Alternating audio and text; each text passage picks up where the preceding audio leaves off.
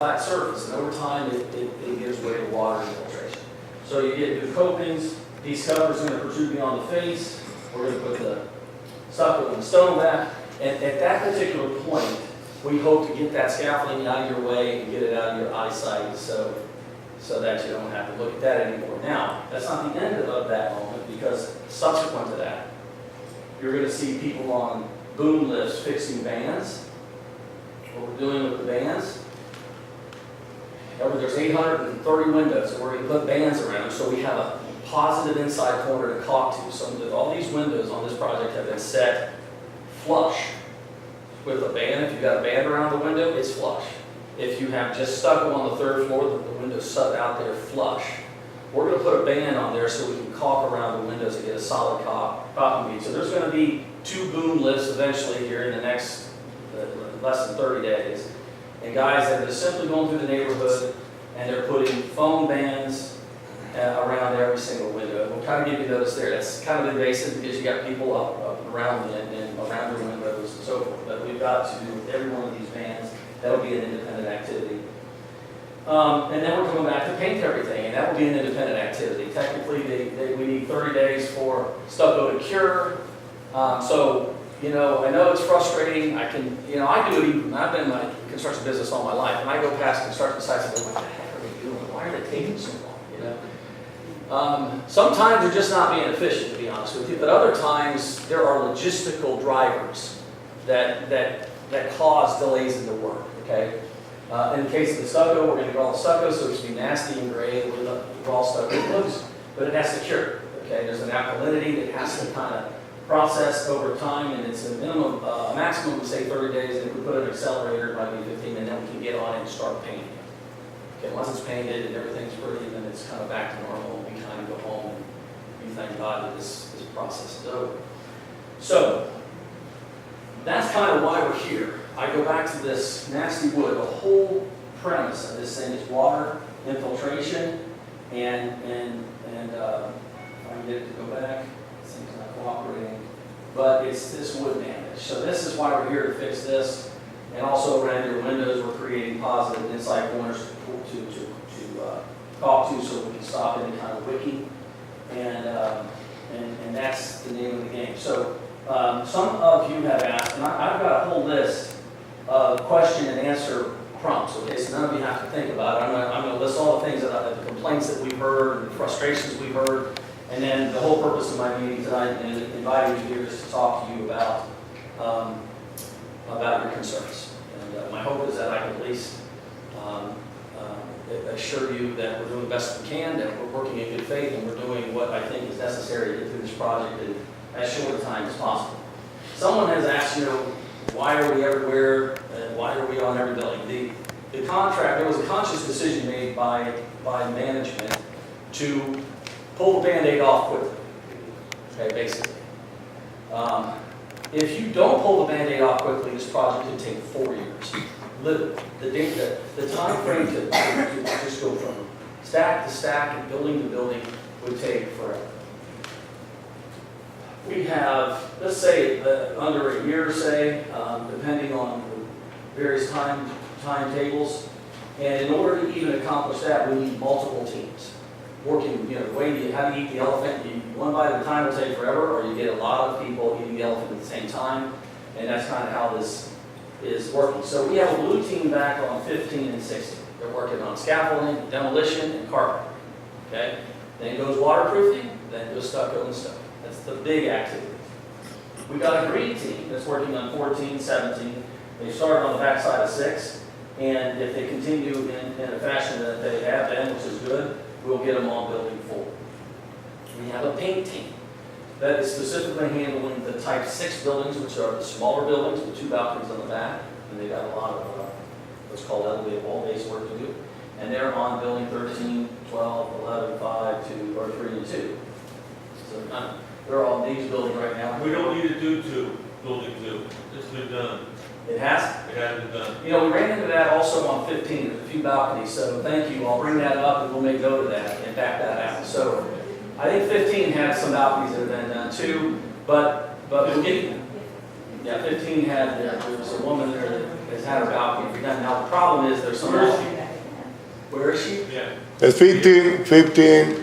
28 is the apartment is already done. Well, they redid the balcony and a lot of woodwork. I mean, What they did- 1523, I'm sorry, 1523. But to your point, some of them have been done, so we'll make note of building 2 and have Alta look at that. So Scott, we met back here, what, a couple months ago, 3 months ago? Yeah. We had a plan, right? Remember the plan? I do. We weren't gonna do building 9, the entire inside of building 9 until after the season. Yeah. So now you continue on building 9 here, so that's gonna be shut down for the whole summer, is that correct?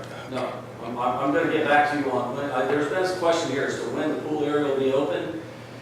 And I want to think through the logistics of that and report back to you that timing. Okay, so to your point, as a matter of fact, what is your name, I'm sorry? George Clooney. George, okay, George, you're the one that brought up, that recommended that we work into building 9, and that's where we started, and I think that's a good idea. So we're making pretty good progress in building 9 interior. If I had anything to say about it, I'd like to pick up the pace.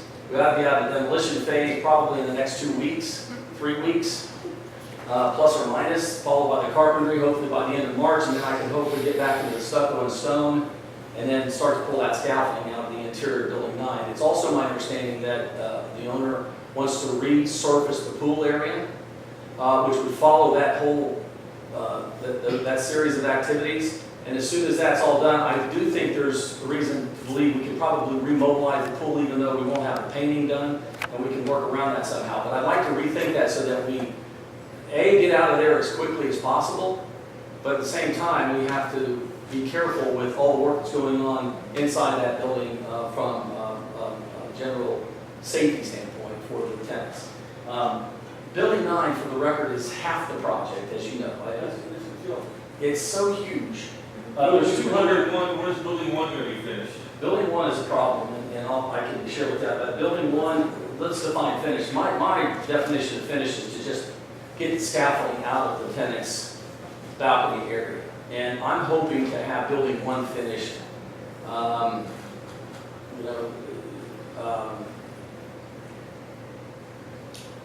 waterproofing probably the end of this week. And then we've got to do the concrete decks. And then the stucco could probably go as fast or as the end of March. And then I can pull the scaffolding. But we still have to do painting and banding and all that. And here's another thing. The fire department prohibits us from working 2 entry stair areas at once, obviously. So we have to leave one open for egress.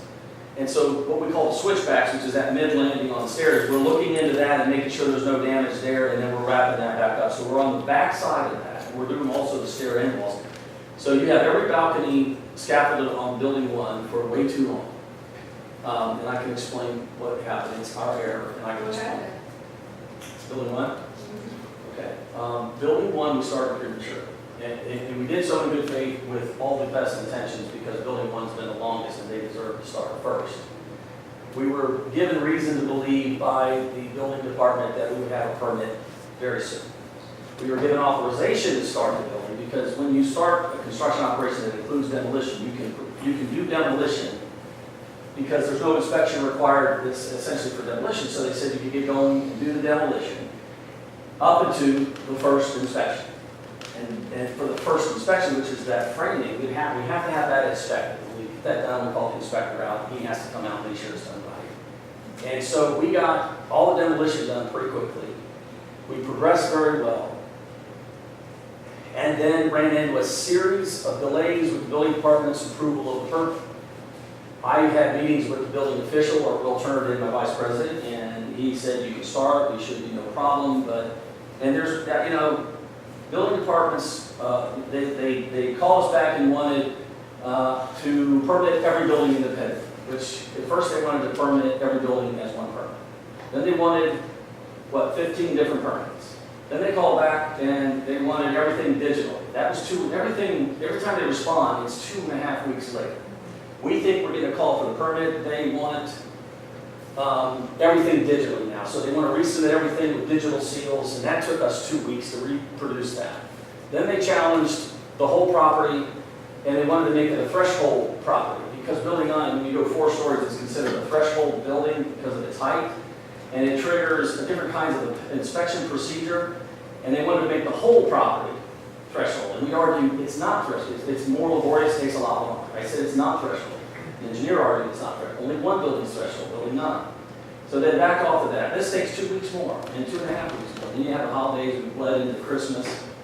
We were done, we started late October, and we were done with our first phase of work, ready for inspection, in November, and then we didn't get a permit until the 19th of January. And we couldn't do it anymore, they wouldn't allow us to proceed. In hindsight, I should have started. In hindsight, I should have started prematurely. There was a lot of conversation about where we started, and ownership wanted to start on building 1 because it's been the longest and it deserved to be started on first. And so I accept, the blame, if you will, for that. At the end of the day, all good intentions were kind of futile. We didn't work. But we're prioritizing it now. We got the waterproofing done this week, and we're going to get the stucco and the stone back on there hopefully in March, and then pull that scaffolding off. And then you'll have painters, and you will be inconvenienced one more time when we come in and do the front stairway. And I assure you we'll give it every priority because it's been way too long. Everything else is flowing fairly well, but building 1 is